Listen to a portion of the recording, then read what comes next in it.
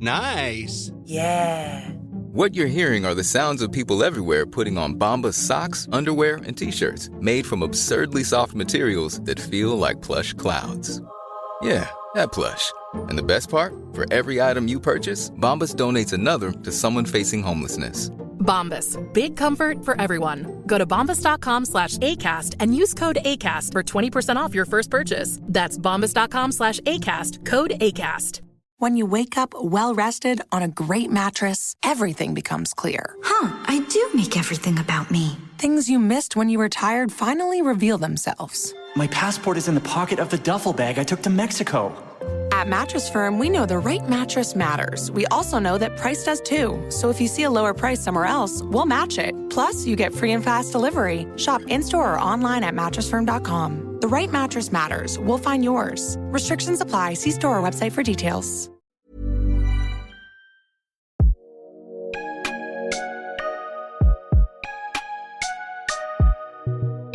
Pursuing your future doesn't end at 40. In fact, it may mark the beginning of knowing who you are, what you're capable of, and what you really want. But knowing what's next and how to get there can be a challenge, especially when old narratives play on repeat. Liberty Road is here to share stories so that you can consider your possibilities, pursue your purpose, and move into your future with intention. I'm your host, Netta Jones, and we're here to listen, learn, and liberate dreams, one episode at a time. Well, hello, Liberty listeners. Welcome to another episode of Liberty Road. Today, we have a treat. We've got Sarah Milken of the Flexible Neurotic on the show with us, another podcaster. And I'm excited to talk to Sarah because she's one of the OGs in this midlife space. She's been talking about more than menopause in this space. I think she calls it the midlife remix. And so I'm excited to get into that conversation with her. Let's welcome Sarah to the show. Hi, Sarah. How are you? Hi, Netta. I'm so excited to be here. This has been in the works for a long time, Yes, and I'm has. so glad I got to see you at your amazing event a few weeks ago. Thanks for coming to that, our inaugural event. I know. It was so good. Job well done. Thank you. We'll have to chat about what to do for the next one. I'd love your feedback. Since you're somebody who's in the space and has been in the space for a while, let's talk about you launching your platform and your podcast, The Flexible Neurotic. First, talk about what it is. Basically, The Flexible Neurotic is a podcast that I started almost 3 years ago as just a personal thing for me. I was 45 years old. I had the midlife itchies. I wanted to start thinking about what was next for me in midlife. And I kind of came to this idea of like, hey, I really like to research. I like to ask questions. I like to get to the bottom of things. And the biggest topic in my mind at the time was midlife and how am I going to face that? And I thought, well, if I'm having all of these questions, there must be hundreds of thousands of women across the world asking the same questions. I started this kind of project, if you will, and it became a thing. And it wasn't intended to be a thing. It was intended to just be, a way to scratch my midlife itchies. And the Flexible Neurotic is basically describes who I am. I think like on the surface, people are like, oh, she's chill. Both of my kids' friends are like, she's so chill. And they're like, yeah, wait till she closes that door. She's psycho.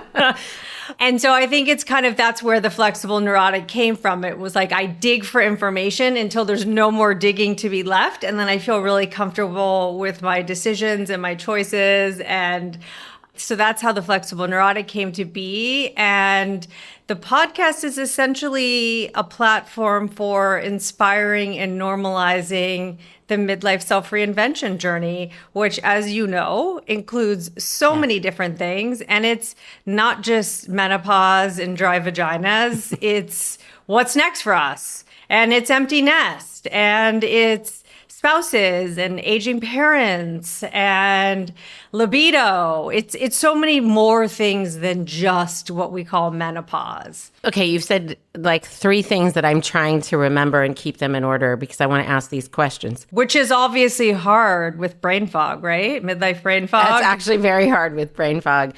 But you talked about research and digging and really getting to the bottom of things. And something I didn't say at the top of the podcast is you're actually Dr. Sarah Milken, and you have your PhD. So when you talk about doing research, like this is who you are. This is who you've been. This is who you are. You're putting this into practice. And you've taken time to raise these 2 children. So tell us about that. Tell us about going from this person who really dedicated their early life to research, to being a doctor, having a PhD, and then going into the years of stay-at-home mom, and then coming back to this and saying, wait a minute, how do I bridge the gap, find the intersection of these 2 things? Because there's opportunity for me to talk about what I know, what I've experienced as a mother raising 2 children, as somebody who's stepping into midlife. But also, I've got this muscle that I know how to do the research. I know how to put these things together. I know how to get to the bottom of things. Tell us a little bit about that and bringing those 2 things together. I mean, my basic story is that I went to public school until the 9th grade. Then I went to private school. When I switched from public to private school, the stakes got a lot higher. It was the kids who were all trying to get to Ivy League colleges. And I was like, who are these people and what's happening? But that was the narrative, you know? And so I was in that narrative and I followed those things that are kind of put upon me or on us at the time. And I did the Ivy League thing. I got my PhD at USC when I finished. And yes, I was like the research. I call myself the pretty nerd, you know, like a little Reese Witherspoon and, you know, Legally Blonde, maybe without the dog, you know. And all the pink. You're not wearing quite all the pink. Some of the pink, minus the dog, even though I would love the dog. But as my husband says, he's like, you're not really like a dog owner. I'm like, yeah, that's because I've raised 2 kids. I'm not like cleaning up dog vomit too. That's your job. On top of it. Yeah. Exactly. I'm like, I did the kids, you do the dog vomit. But I would say that for me, looking back on it with hindsight, which is always easier, I would like to say that I lived my life in seasons. And I think a lot of women can do everything at the same time. And a lot of women choose to not do everything at the same time. Yeah. And a lot of it also comes down to financial circumstances and your family and what your family setup is. And for me, I grew up in a house with 2 working parents, and my mom was a CEO and my dad was a dentist. And like, I could not have gone to private school or done a lot of those things without both of my parents working. So for me, I always grew up thinking like, I'm going to have a career and I'm going to be a CEO and I'm going to do this because that's what I grew up with. And I didn't know anything else. Like, my mom didn't drive carpool. My mom did not make brownies. That wasn't part of who I am. And I never questioned it because that's just all I knew. Fast forwarding to, you know, through college and my doctoral program, I was teaching at the Graduate School of Education at USC, and I was pregnant with my son, and I had him, and then I was like, wait, I don't want to leave. I don't want to leave the house. I can't explain it. I can't pinpoint it, but it's just this like visceral gut feeling. And my parents were like, what the fuck? What are you talking about? Like, we didn't raise you to not work, to do this. Yeah. It was just sort of like, it wasn't in our bones and in our energy. And I think at first they were very judgmental, like, what the fuck is happening here? And probably concerned. Yeah. They wanted their daughter to have agency. Yeah, it was like, right? why did you go through all this schooling and do all of this? But then I think that, you know, they weren't mad. They were just sort of disappointed. And then they saw what kind of mom I was and how involved I was. And I was on all these boards and doing all these things that they were like, okay, we get this now. We get this now.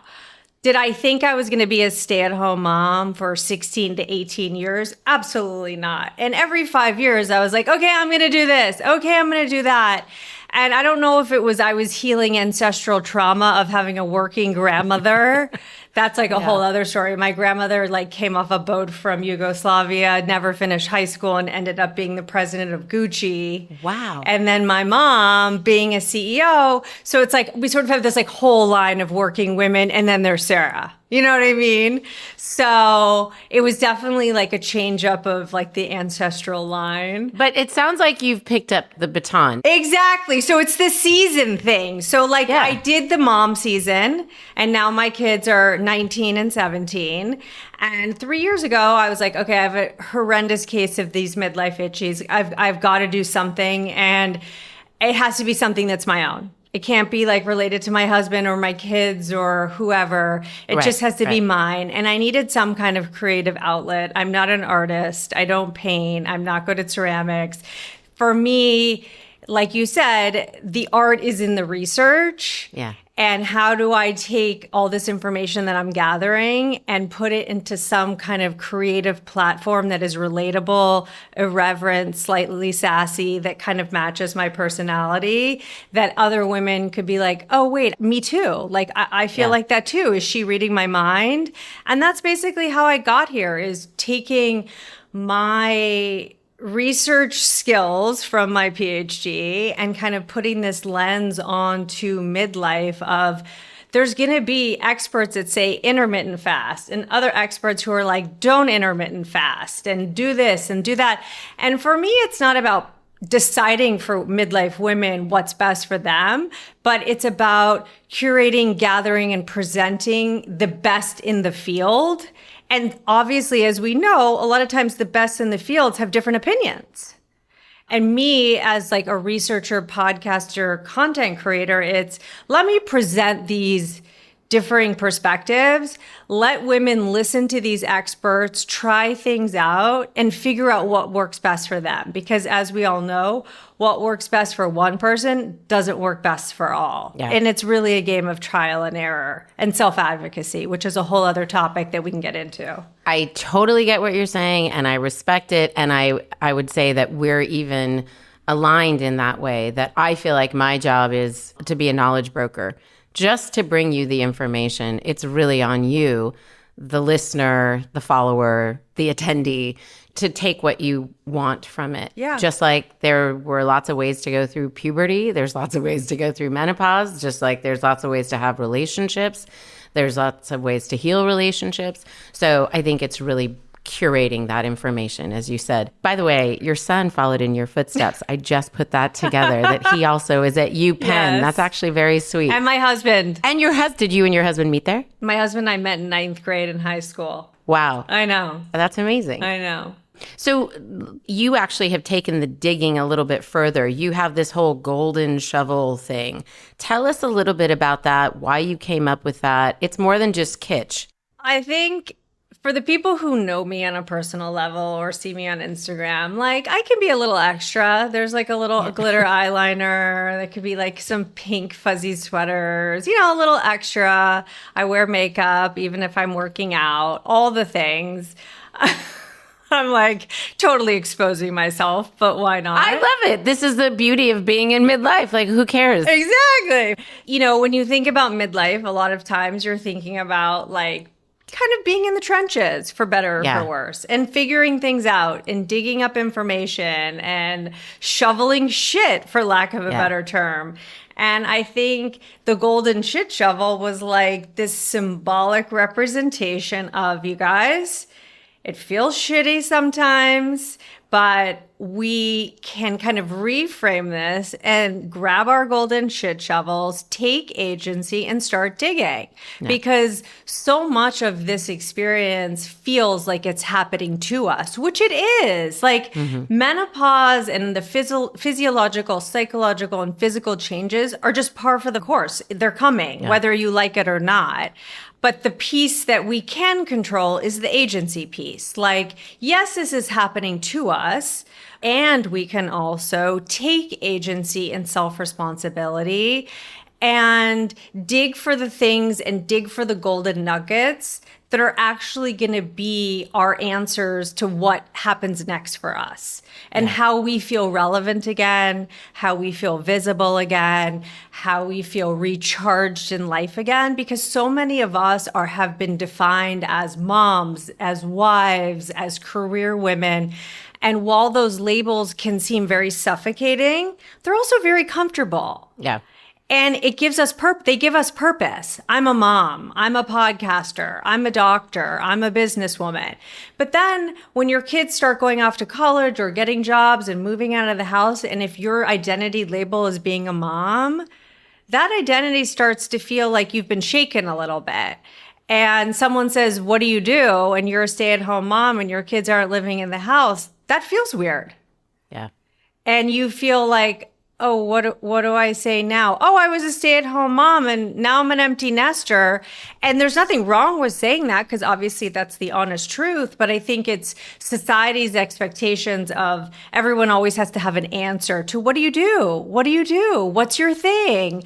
And I think part of this journey too is some of us are not going to have this thing. Some of us are not going to start a business, write a book, start a podcast. Some of us are going to figure out other things, hobbies. I always make jokes with my friends, mahjong, pickleball. I was gonna say, yeah, exactly. Like other forms of connection in this journey. It's not always going to be some kind of, business pursuit or things per se. Yeah. And if you want to, and you can afford to wake up every day, make breakfast for you and your family, go for a run, do yoga, and then go meditate, and that's what you want to be doing, then go for that. Because you only live once. And we have an opportunity now because we're living so much longer. The second half of life runway is so long in a good way, but we have to figure out what that runway is going to look like for us and be open to it and be healthy and prepared for it. So I think taking advantage of all of this cutting edge research about the need for muscle mass and how muscle mass helps with, brain cognition and your physical self, and kind of looking at life backwards a little bit, like, okay, I'm 48 years old. What are the things based on cutting edge research that I can be doing in my life right now to make my life at 70 and 80 that much more efficient, effective, happier, purposeful, and healthier? I think exactly what you're talking about. It's something I've repeatedly said on this podcast, which is because we're living longer, I think we're starting what you're calling the midlife itchies. We're starting to think about, well, what is next? And for some, maybe it is what you described. I had somebody come up to me at my conference and say, this isn't for me. I'm not in your demographic. And I said, tell me why. And she said, because I'm happy with the way my life is. I'm not looking for any reinvention. And I said, there are things that are changing in your life that aren't necessarily about you going for a new business, a career change, whatever. And I think that when we think about reinvention, when we think about these sorts of things, we automatically assume it means that. It means a career shift. I believe what we have to consider is, what are you going to do with this time? I think by nature, we all want to have some sort of impact. Maybe that's impact on your own family, on your own self, on your group of friends. Maybe that impact is wider and it's a podcast, like something you're doing. But I think there needs to be an acknowledgement that there is a need innate in us for something that drives us, some sort of purpose, some sort of connection. This is going to be tough for people to hear me say this and they're going to get mad at me. But how long do you think somebody can do if we're living longer? How long can somebody do mahjong? What else should there be or could there be, or should we at least ask people to consider?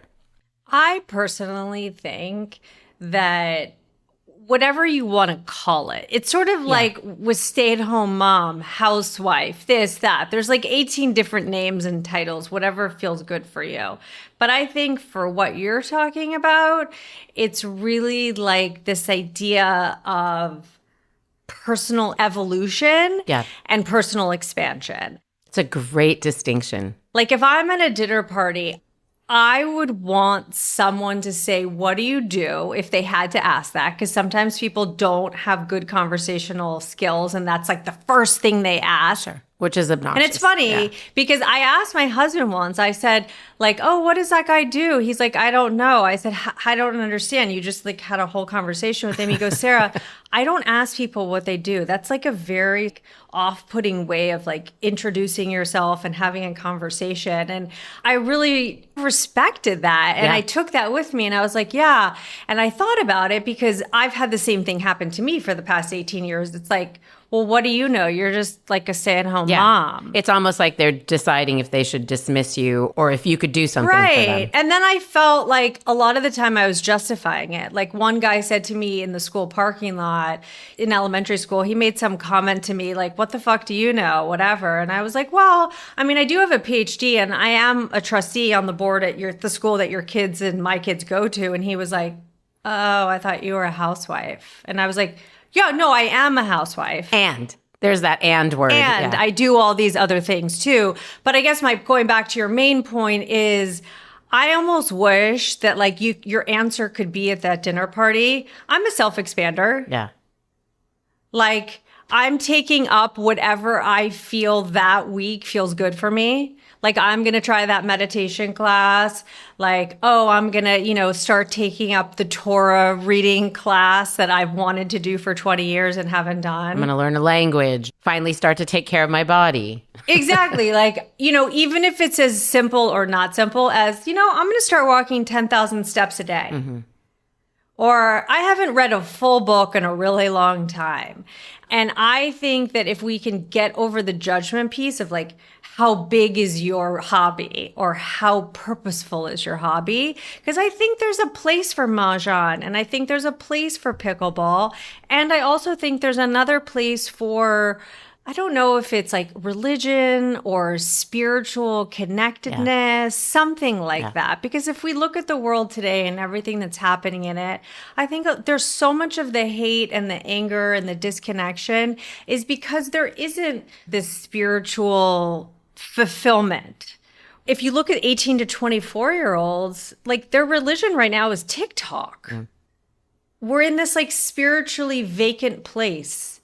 And I think midlife women have an opportunity at this point in our lives where we begin to doubt our identities. They feel a little bit shaken, feel a little bit lost. We're starting to feel invisible. I think a lot of us are looking for some kind of purpose, spiritual connection. And for every single person, it's going to be something different. You've made so many really important and great distinctions, and I'm going to steal some of them as I go forward because I think you've articulated something really important. And that is this idea of expanding, that it's really not about when we talk about what you're going to do next, it's not about how are you going to impress the world with this new season that is ahead of you. It's really what are you going to do that is, I believe, something that's already inside of you, a curiosity you already have. It's something that's already been brewing or bubbling up, and you have an opportunity in this season to move forward. The other thing I think is important that you said is talking about society's view of us, that we become irrelevant, that we become invisible.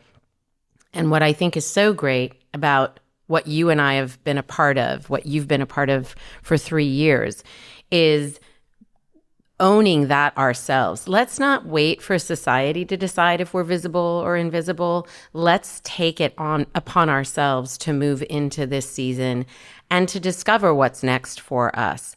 When we do that, we will command the respect that we think that we deserve from society. But let's not wait for them to give it to us or to open the door for us, whoever them is.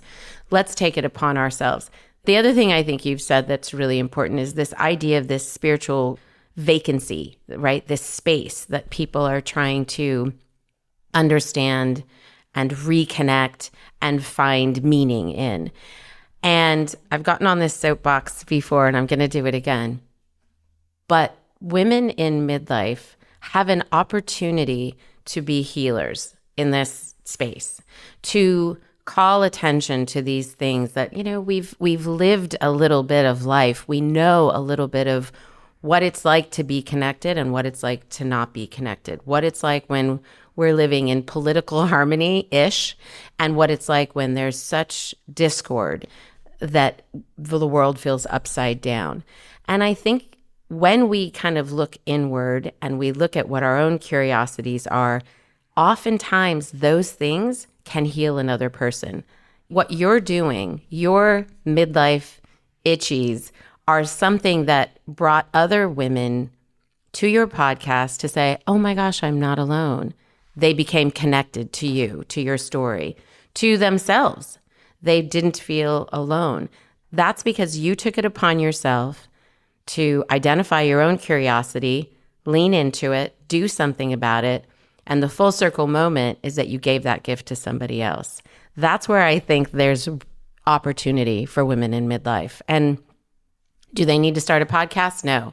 But if they could be honest with their friends about what they're going through, then there's going to be more connectedness in that.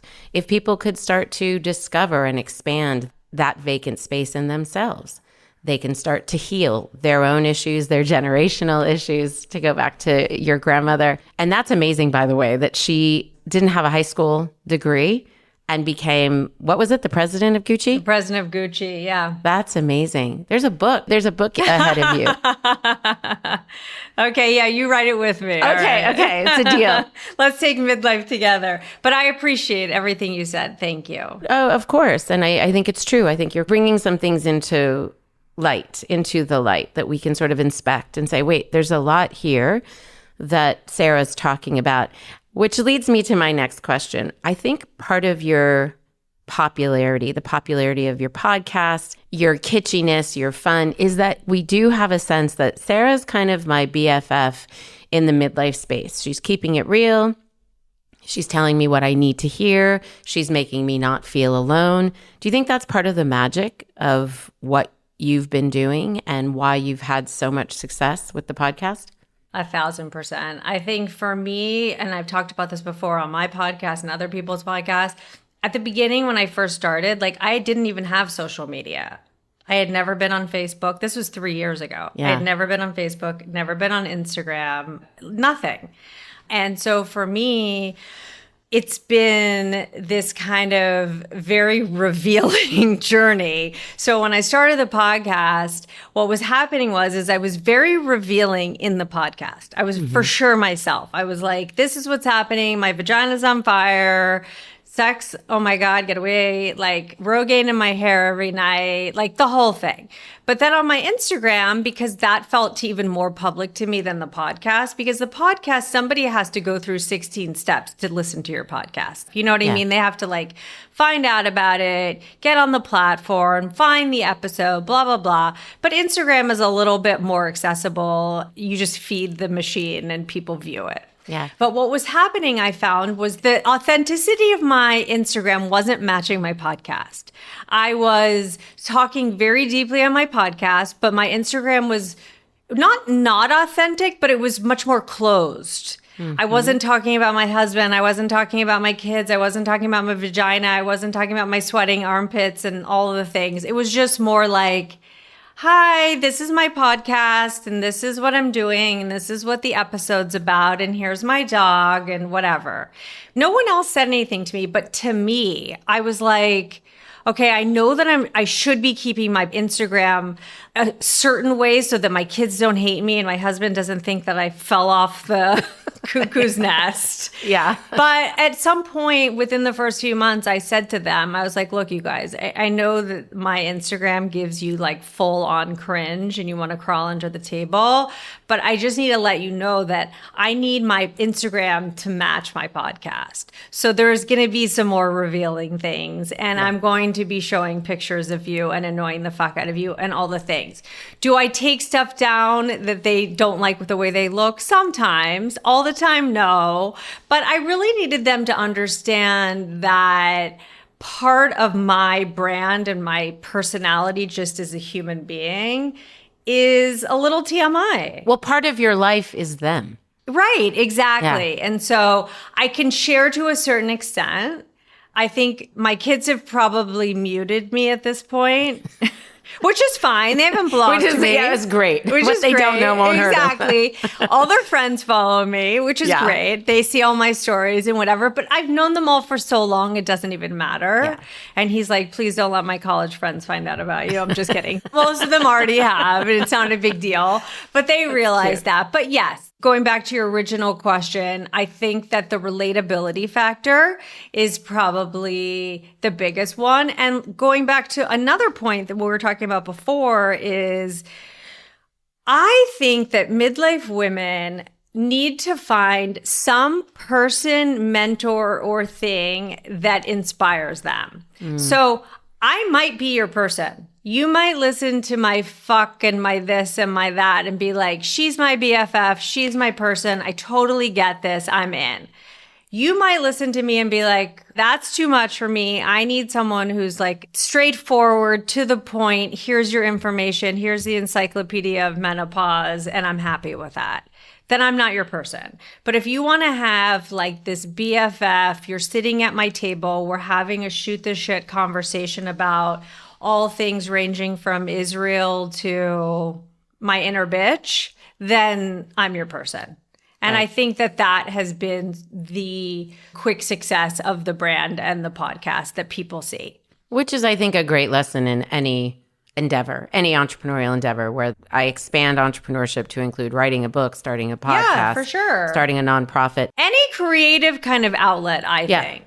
I think it's to have that really pointy edge. That's how you pierce the noise, is to know who you are, to lean fully into it, and not worry about the people who aren't going to be interested. That's really not your job. It's not your concern. And you're there for the people that you can impact. So be fully present in that. Yeah. And I'm like, if I'm your person, great. Tell your friends, tell everyone. And if I'm not your person, unfollow me. That's cool too. Yeah. You know, and I'm okay with that. And especially with what's going on in the world. And I definitely have opinions on that. If you want to unfollow me, that's fine. But if it's not me and it is someone else, I just hope that midlife women take the opportunity to find people who are doing things that either inspire them or interest them to kind of combat the spiritual vacancy. We all need to feel like we have, oh, that's cool what Netta's doing. I'm really interested in the topic she's talking about. I'm going to check in with her. Or like, oh, I love this meditation Instagram platform. Yeah. Like, I'm going to kind of check in with that on a daily or weekly basis. And just having something, some kind of mentor-ish, even if you don't know the person, or someone inspirational to you for that kind of like self-expansion personal arsenal. I think that's a great exercise, something that we can do as soon as we leave this podcast, which is to find something that inspires us. And generally speaking, when I talk about curiosities, and I say the same thing to my 2 kids who are in college, like, don't worry about what you're going to do for the rest of your life. Just pay attention to what you're curious about, what is igniting you. This whole idea of finding your passion, like in 4 years, that's a lot. It's a lot in 48 years. Yes. I have likened midlife to the college years in that there's this expansion of everything. Like, time has shifted. We've questioned things in a new way. You're dropping old friends, making new friends. You're doing a life audit, 100,000%. But in college, you have this hopefully 4 year time frame in which you're supposed to like navigate this season. In midlife, people get stuck circling the drain for 10 years, and it can lead to depression. It's not just menopause that can lead to these things. There's some real shifts happening in your life. If you go into empty nest syndrome and you are at a loss, like it's real. It's not just like, oh, they've left and now I've got more free time. It can be debilitating for people who that was what they felt assigned to. That was what they felt like their purpose was. And they can suffocate their kids in the process, their adult kids, right? Because they're demanding connectedness or that sort of reason for being. So I think this idea of identifying what you're curious about is really important for yourself. It's for you to find something that sparks your interest or lights that fire, and to pay attention to what those little cookie crumbs are and what they could lead to for you. You've interviewed so many experts. You've talked to people about so many different things, many of which you've shared with us already. What are some of the things that has surprised you about this midlife season or this midlife stage? Judgment. Say more. Just that I feel like women in general, starting in, elementary school, of like, you can't sit here and you're not wearing the right leggings and you don't have the right, backpack and all of that. I think that what I have loved the most about midlife for myself is really, really digging into this idea of like, the inner bitch will always be going. Like, you always have to work at kind of trying to mute that and trying to rework your own self-doubt and your self-limiting beliefs. But I feel like at the same time, there's equally as strong of this idea of like the peanut gallery, the carpool moms. What are they going to say? What are they going to say if I start a podcast? What are they going to say if I start an Instagram and I'm talking about X, Y, and Z?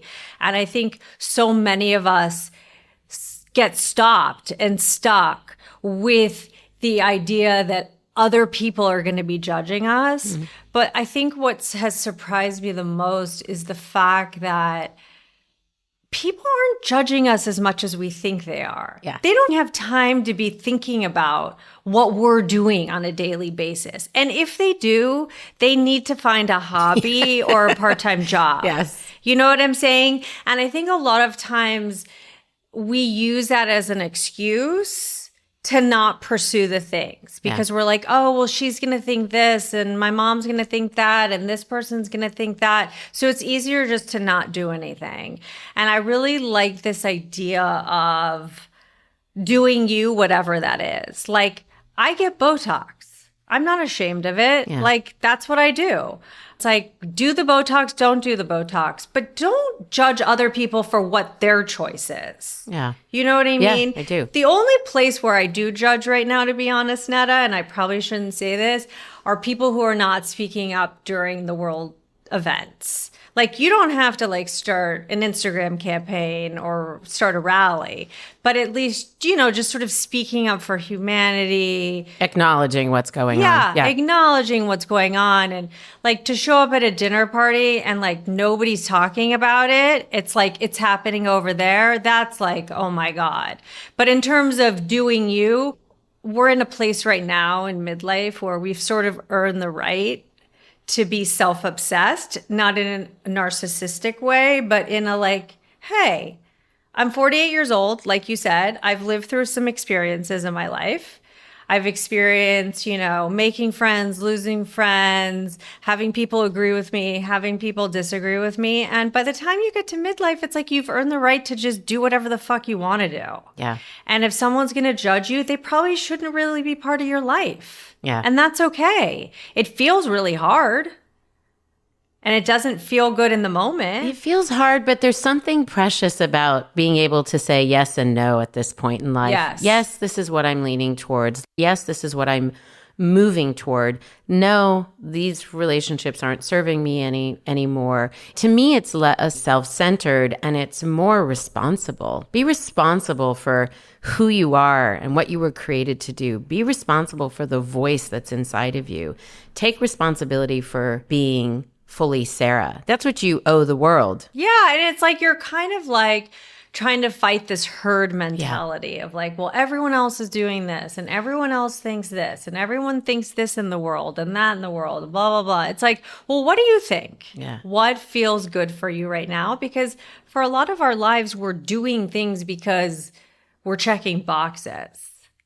And at this point, I feel like I've checked a lot of boxes of my own personal boxes. It's like, I went to school, I got a graduate degree, I had 2 kids, all of these things. I'm a good human being. But then it's like, once you've checked sort of what you consider to be your basic boxes, whatever those are. Like, some people don't want to have kids. Yeah. That's fine. But it's like whatever your personal boxes are.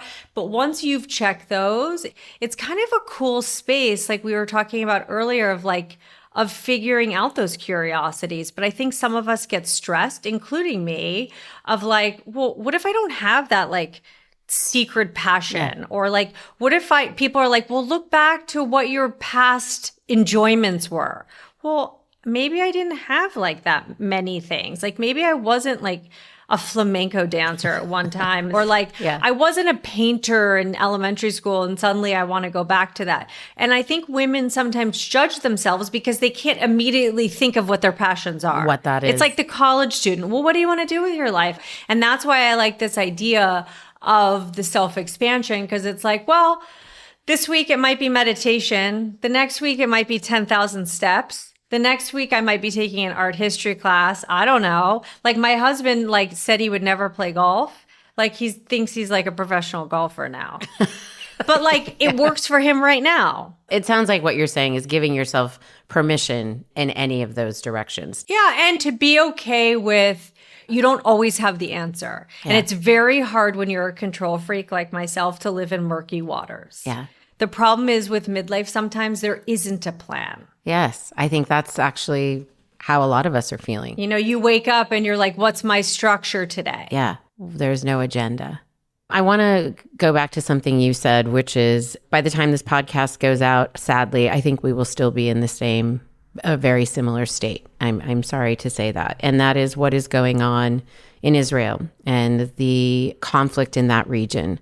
The conflict that has been, for those who don't know, has been going on for a long time. It's been brought to the world stage because it's so inhumane and desperate right now. You have spent some time talking about those things from your worldview, from your point of view, from your ancestral point of view. And I want to acknowledge something. People are going to come out and say lots of things. I want us to do our own research. And part of that is being able to listen to opposing views. And you and I talked about earlier, as mothers, it's hard not to see the faces of our own children as being the people who are raped, abducted, killed. And this is heavy. And I know that as people listen to this, this is heavy. And you and I had said, we're not going to get into this, but I think we kind of have to just touch on it. I want to first say to you, thank you for being honest, to come out and to speak on behalf of so many people who don't have a voice right now.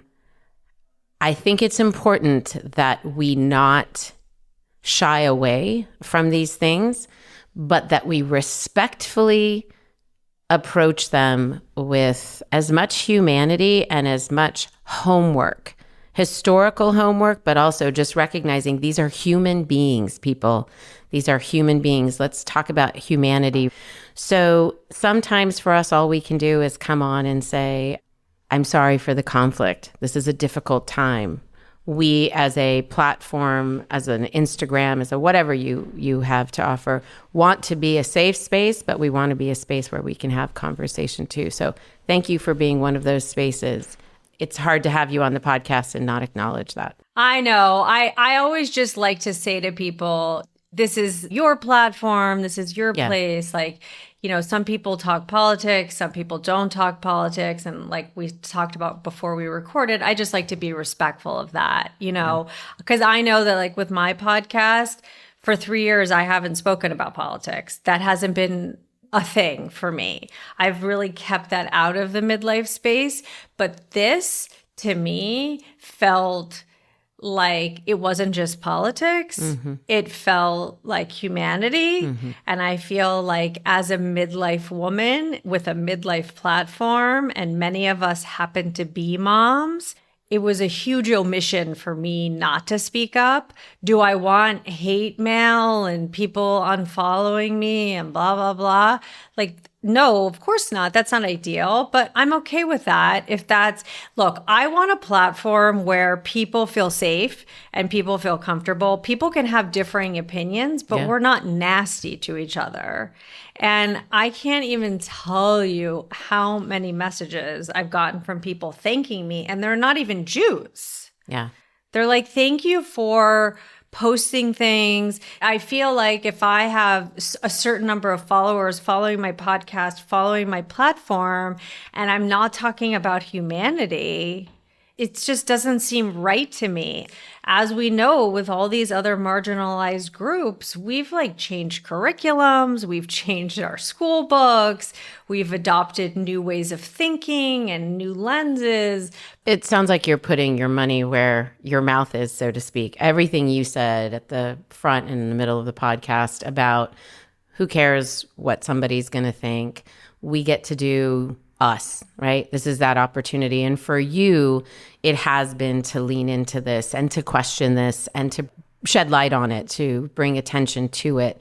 So you're actually just living out what you just recommended that we do. I did read something recently on Instagram where somebody called out someone who had a big platform for not saying anything.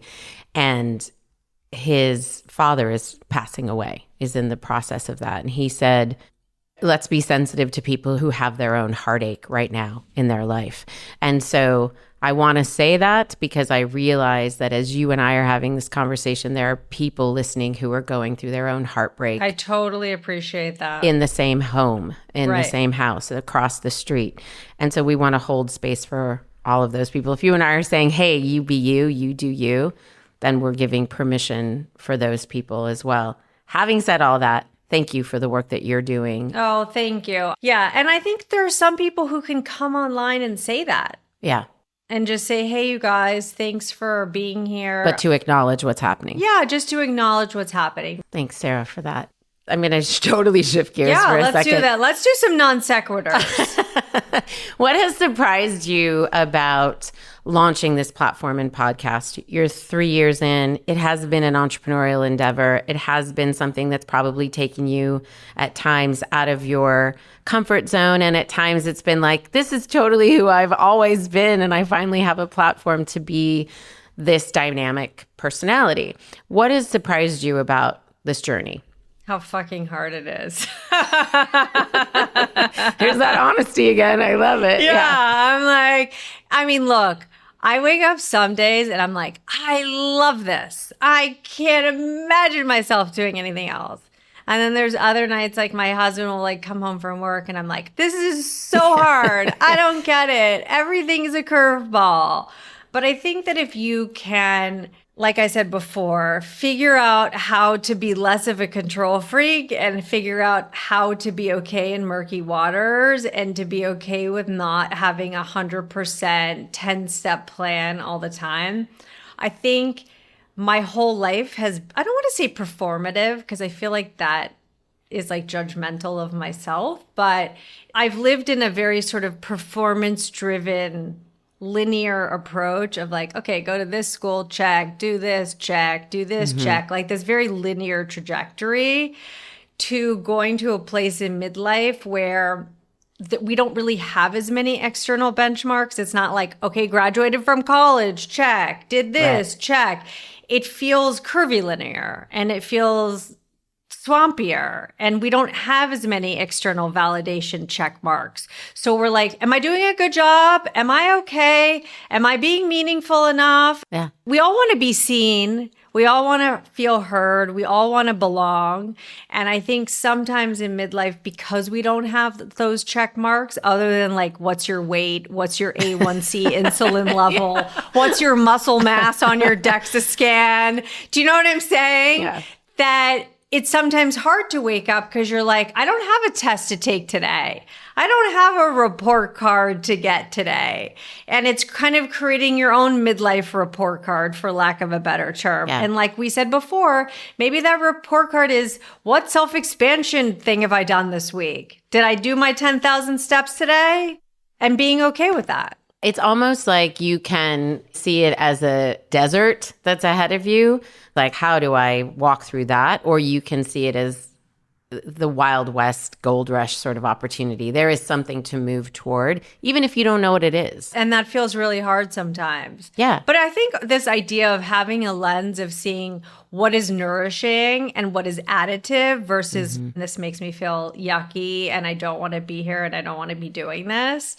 And I feel like by the time we've gotten to midlife, like we have that choice. It's like, well, I can choose to be on that podcast and I can also say no. I can choose to exercise every day or I can choose not to.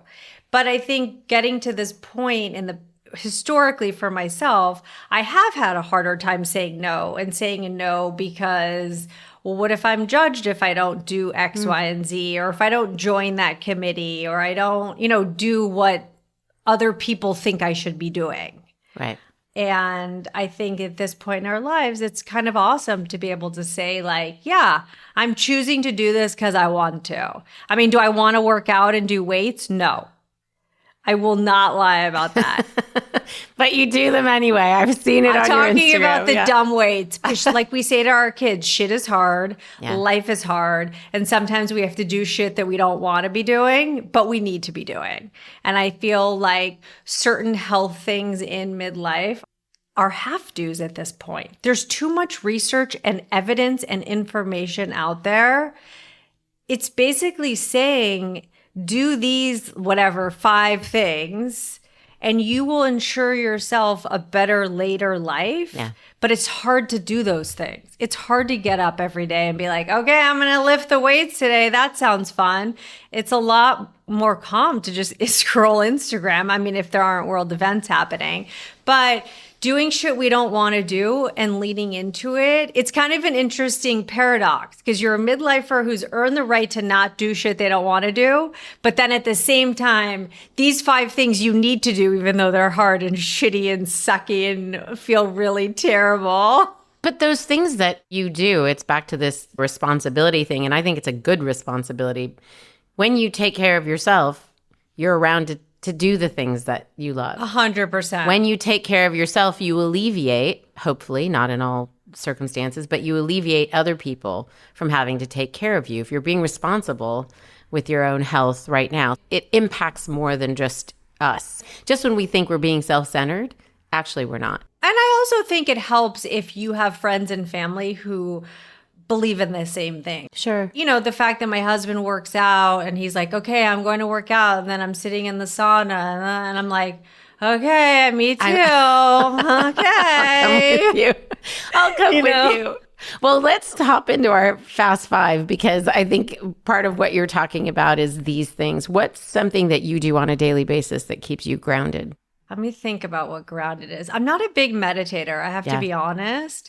I think that walking calms me down and it also helps me sleep. I find that the days that I don't walk, I'm up a lot of the night. And are you walking in the morning? And how long are you walking? I walk in the morning, most mornings, and I would say 30 to 45 minutes with a weighted vest. An 8-pound weighted vest on my treadmill. Serious walking. But I do hold on a lot just because sometimes I space out and I don't want to be the girl who has 2 black eyes. Yeah. So I kind of hold, they're like, don't hold on. It's better cardio. I'm like, fuck it. I'm at an incline and I'm wearing an 8-pound vest. But sometimes it's like my space out time. And I'm like, I don't want to be the person who broke 2 hips because I was walking on the treadmill. Yeah. Who knew it could be so dangerous? I know. And then I do walk with my husband a lot and the dog. Oh, you do have a dog. After all that, you're not a dog person. Oh, yeah, but he's a dog person. I love dogs. That's right. I've seen your dog on your Instagram. Yeah, I knew that. I don't want to walk the dog and I don't want to give the dog allergy shots and I don't want to do any of that. It's his responsibility. What is something you're currently reading right now? What's on your bedside table? Oh my God, Netta. Do you want me to send you a picture? I feel like I get that answer so many. Is it fiction or nonfiction? Oh, I don't do fiction. Yeah. Isn't that weird? No, I'm the same. Guilty. Yeah. I have to feel like I'm getting a nugget. I need a nugget. And I probably should get better about that. I should probably live my life more in Fantasyland. I don't know. Like, Sweet Valley High or something. Yeah, maybe. I love me some good self-help and some good how-tos. I just love them. I mean, we could probably use 50 Shades of Grey at this point, Netta. Is there a midlife? That's your other book. You could write the midlife version of that. Yes, trust me, I know. My husband would be very excited to know 50 Shades of Pink. Oh my God. I'm like, no, I can't have sex right now. I have to do this. I can't. He's like, how many other excuses can you come up with? I'm like, I have to do a podcast. I have to shower. He's like, okay, all right. I give up at this point. Yeah. That aside, what's something that you're loving about this season, this stage of life? Other than Rogaine? No, I'm just kidding. Wait, can I ask you, because you brought up Rogaine twice, Have you found that to be more effective than, I don't want to name some of the other brands, but some of the brands that we see on Instagram? You know, like the supplement pills? I don't know. I don't know what works, to be quite honest. I'm throwing everything at the kitchen sink right now, but I will be honest. I don't use Rogaine every day because I like my blow dry and I don't want to fuck up my blow dry. But what I did do is I have the liquid Rogaine and I got this squeezy bottle that has a needle on the end from Amazon. So I can really like pinpoint it. So like I knew I was going to have a blow dry today because I hadn't washed my hair in 6 days, I think. Yeah. That I like pinpoint in all these special spots and then it doesn't feel as overwhelming. Okay. And you've seen the difference. Look, do I have a full extra layer of hair? No. Is it probably psychological and placebo? Yes. But, you know, I'm trying to do all the things I can do to save my hair. Because I know that when I come off birth control pills to go to HRT, I'm probably going to lose half of my hair. Yeah, I did. Guilty. You did? I lost a lot of hair. Yeah. But I lost a lot of hair with all 3 pregnancies too. So I knew that another hormonal flux was going to do that. My thing right now is melasma. Okay. So that's why I can't do the sauna with my husband because you can't have that like internal heat situation. He'll probably live longer from all the saunaing. But you'll be happy. Yeah, I'll be confused and happy.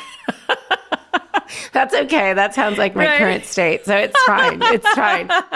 Okay. So yeah, what are you loving about this season right now?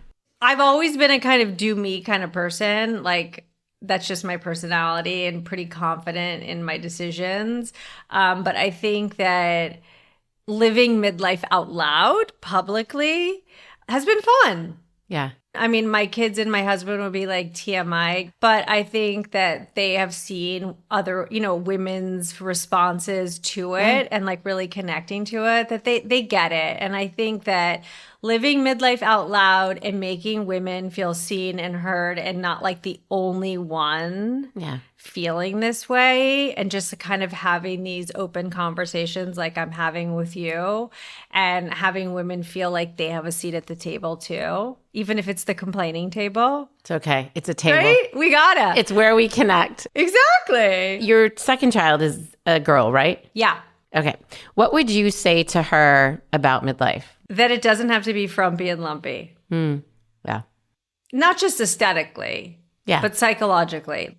You can have some pizzazz. You can feel alive. But that doesn't mean that there aren't going to be days where you feel clunky and schlunky and you don't want to get off the sofa. Because believe me, I have a lot of those, especially lately with like the world. But I think generally speaking, for her to know that it's not a time, like even though you want to give up, because you feel like shit a lot of the time, that it's on you to not give up. And this idea of like, the only way out of the midlife waiting room is you. That's quotable. And how has launching this platform, you talked about your family being proud of you and seeing the impact it's had. How has launching the Flexible Neurotic liberated you, Sarah? Oh my God. Who thought I would be talking about my midlife vintage vagina in a public way? Who thought I would be talking about the insertion of vaginal estrogen? Yeah. I think that has been very liberating of just like we have all these kind of quiet, weird midlife secrets and living it in this public way. It's like, hey, you guys, I feel like that too. Hey, you guys, I don't feel like having sex right now. Hey, you guys, I feel really stuck and bored and itchy and I'm not having an affair with a tennis teacher. So what's my next thing? And I'm not buying a new car and whatever. So it's like, how am I going to scratch my midlife itchies and find that novelty that we're all searching for? I mean, the research shows that every 5 to 7 years that we're seeking novelty. And it's like, what will that novelty be for you? I mean, as we know, like buying a car and a new house and all those things, like that's fun for a few minutes, but it's fleeting. Yeah. So it's finding that novelty that is more enduring. This has been that novelty for you. Yeah. You've got 4 more years. And then we'll get back on the podcast to see what you're doing now. Oh my God, I don't know.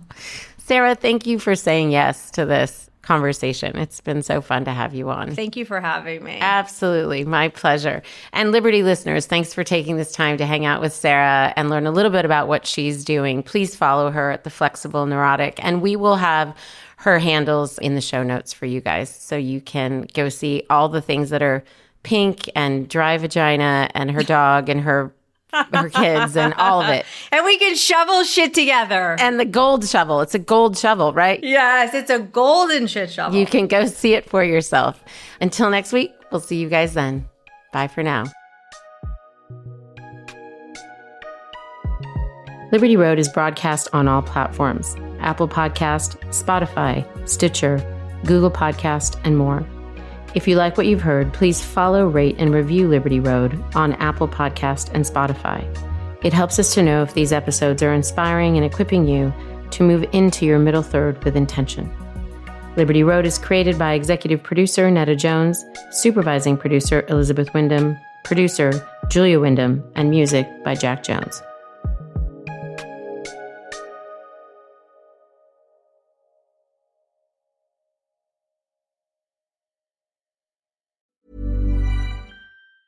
When you wake up well-rested on a great mattress, everything becomes clear. I do make everything about me. Things you missed when you were tired finally reveal themselves. My passport is in the pocket of the duffel bag I took to Mexico. At Mattress Firm, we know the right mattress matters. We also know that price does too. So if you see a lower price somewhere else, we'll match it. Plus, you get free and fast delivery. Shop in-store or online at mattressfirm.com. The right mattress matters. We'll find yours. Restrictions apply. See store or website for details.